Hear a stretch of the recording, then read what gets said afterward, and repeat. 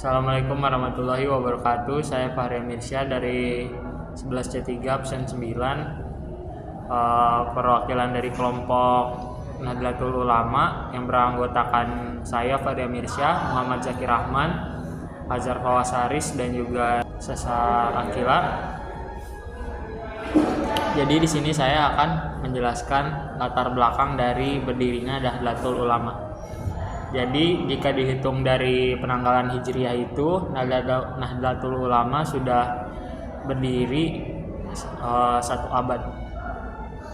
Jadi diketahui Nahdlatul Ulama itu berdiri pada 31 Januari 1926 Masehi, atau kalau tahun Hijriahnya 16 Rajab 1344. Jadi untuk latar belakang dari berdirinya Nahdlatul Ulama, Nahdlatul Ulama itu didiriin sama para ulama pesantren Ahlus Sunnah wal Jamaah atau Aswaja. Nahdlatul Ulama itu didirikan di kediaman Kiai Haji Abdul Wahab Casbullah di Kertopaten.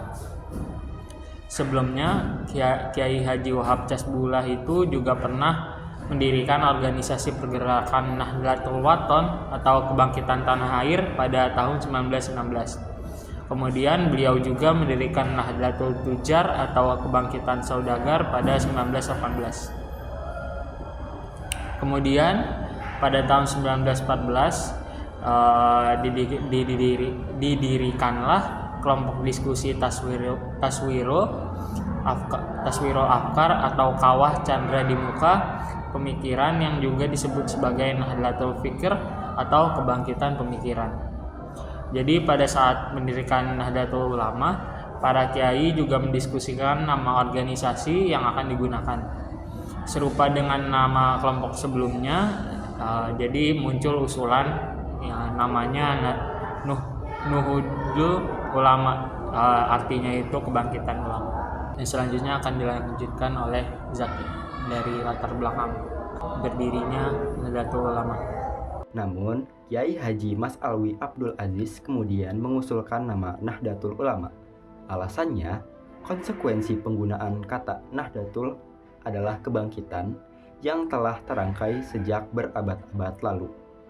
Hal ini mengingat bahwa Nahdlatul Ulama bukanlah hasil yang tiba-tiba, mengingat ulama Aswaja memiliki sanad keilmuan dan perjuangan sama dengan ulama-ulama sebelumnya.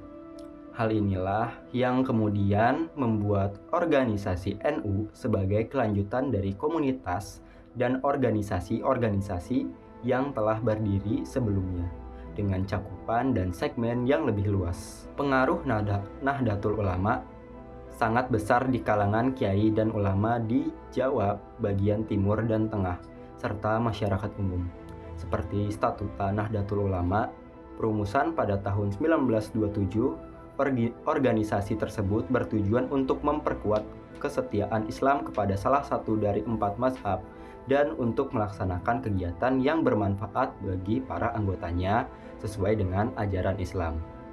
Kegiatan utama organisasi NU adalah sebagai berikut: memperkuat persatuan di antara sesama ulama yang masih setia pada ajaran mazhab, memberikan bimbingan tentang jenis-jenis buku yang diajarkan oleh lembaga pendidikan Islam, penyebar luasan ajaran Islam atas permintaan 4 mazhab, meningkatkan jumlah madrasah dan organisasi, mendukung pembangunan masjid, langgar, dan pesantren, membantu anak yatim dan fakir miskin.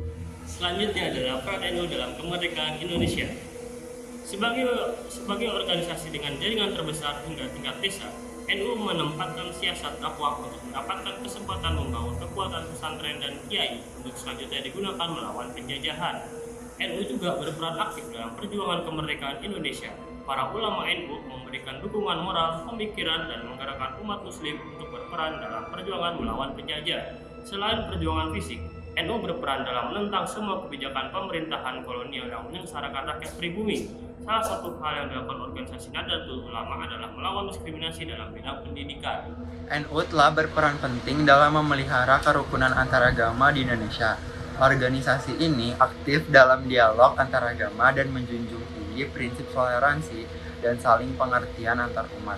Nah, melalui upaya ini, NU telah membantu membangun masyarakat Indonesia yang harmonis dan berkeadaban. Dan dari kelompok kami, wassalamualaikum warahmatullahi wabarakatuh.